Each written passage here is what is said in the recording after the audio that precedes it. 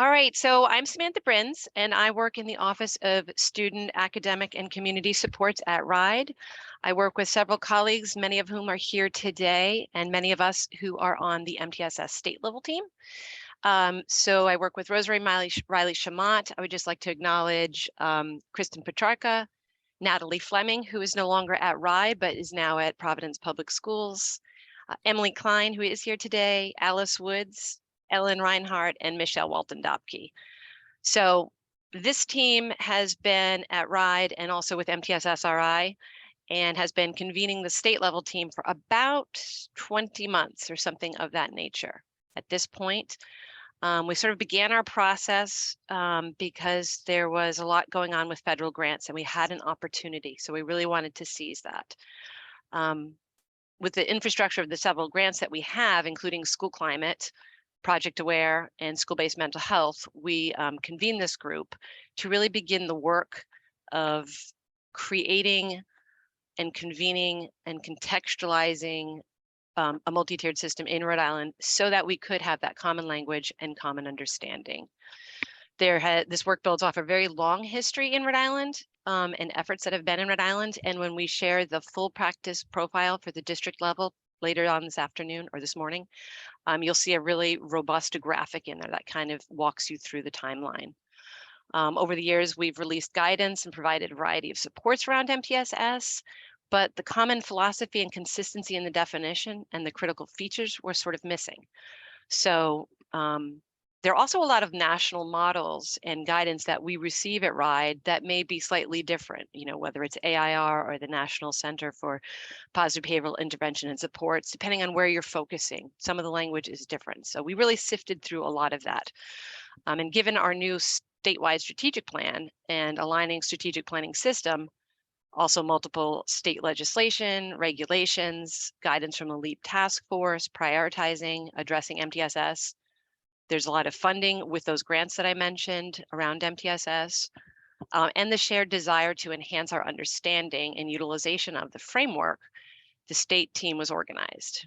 So the practice profile for the district level that we're going to be previewing today is really one of the first actions that we developed and one of the first steps that we decided to create. And I'm going to go into a little bit more detail about this.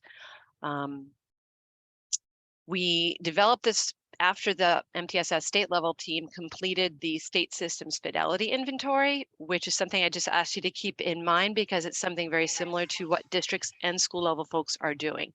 And we did that with support from the National Center, and then we've done it on our own in the last year to really sort of see how we're moving the needle, see how we're prioritizing our own action steps at the state level. So the practice profile is part of our efforts to provide ongoing support to district leaders and educators to foster effective implementation of MTSS in districts across the state. It will help leaders to address the strengths and needs of the whole child for students at all levels. And this work will be accomplished by aligning the policies, programs, and efforts across RIDE, building relationships within RIDE across our own offices and teams and leadership, and demonstrating how MTSS is connected to individual and collective work streams to support our schools. A first step was to create this practice profile that clearly defines the essential elements, essential components, and key elements, and includes indicators of effective and sustainable practice at the district level as a resource for the field.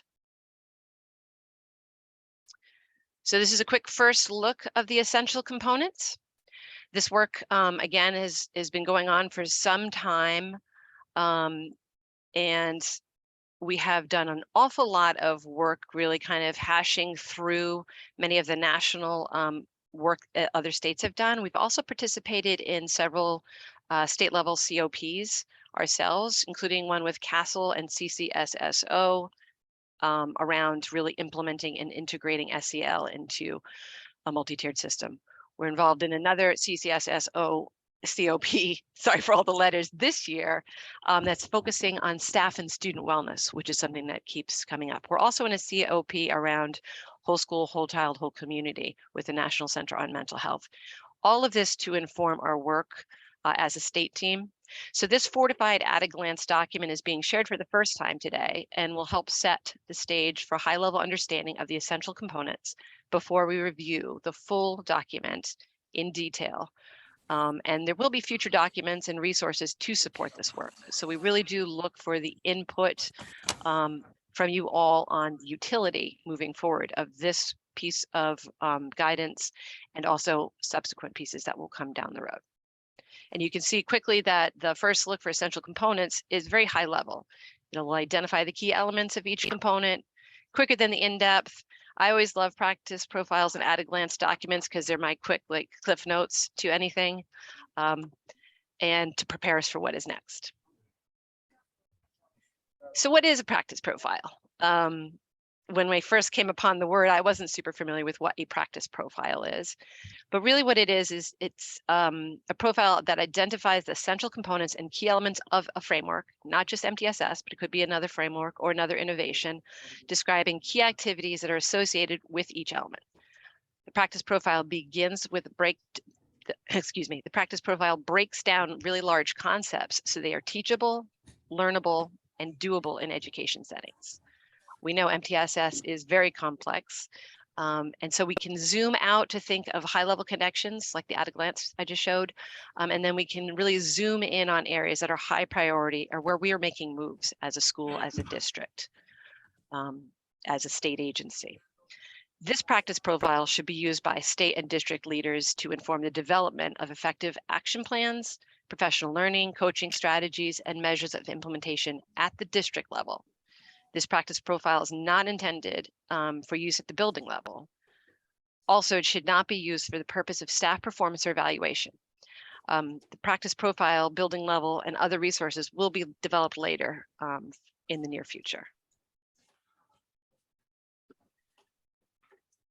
So the audience for this practice profile is you all here today with us. And really it is for directors, MTSS coordinators, a lot of folks in pupil personnel, student support, SEL and social emotional behavioral coordinators at districts, other district leaders, other district MTSS leaders, also our state agency. This is really intended as the district practice profile. So I think I've said that enough so people are getting that word, but we also know that many folks across districts are being tasked with this work right now, and they have many roles, many hats, and are often doing many other jobs. So we know that this is a team sport and our people are working together to do this. And this practice profile is really to ensure that MTSS is clearly defined. We started off today thinking of the definition for our state. A lot of this work is really about contextualizing. For example, all students have equitable access to strong, effective core instruction using high quality curriculum and universally designed and differentiated instruction practices at Tier 1, evidence-based group interventions at Tier 2, and intensive individualizations and interventions at Tier 3. So these words will start becoming more fluent to us as we have a common definition. That's just an example. Practice profile tools are used by educators and leaders to promote competency and confidence in the effective use of a practice. So our guidance is based on the work of Michigan and the Michigan Department of Education and the Michigan Technology Center. And that work was completed in July of 2020. We also looked at several other state models. There are a lot of very similar work, but we really had to look at what landed in Rhode Island, what made sense language-wise, what made sense contextually, what aligned to our other regulations, what was our Rhode Island context.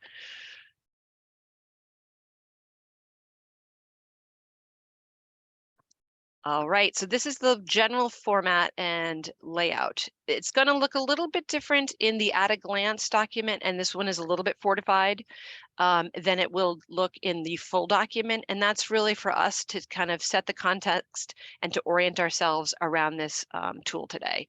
So each essential component is going to start out with a definition and then contribution to the desired outcome, and then in the larger document we'll have connections to regulations, guidelines, and the strategic plan. Each essential component is really laid out in the same way with everything I just described. There are direct connections in some cases to our RIDE strategic plan that's been released. But there's also a lot of overlap, and many strategic plan priorities may be reflected in various components. So it's hard to do a one-to-one kind of thing. There's such overlap, even within the essential components and when you get into the indicators. So thinking of things like equity or excellence in learning, engaged communities, you can make some really clear connections and know that there's a lot of that just going through the entire document. Another slide on the format is really just showing you that practice indicators include what is effective and sustainable, what is developing or ineffective in practice. This fortified first look that we're sharing in the beginning of today is the at a glance with the definition and contributions to desired outcome right above each essential component to better connect to our local context. At the end of today's session, we will share the draft RI practice profile, district level, in its entirety, but this high level first look will help to orient us in the essential components, the key elements, and the practice indicators. At this point, I would really like to welcome in any other members of our state team, Ellen and Michelle or Emily, if you would like to add anything that I might have left out just to help us orient it a little bit.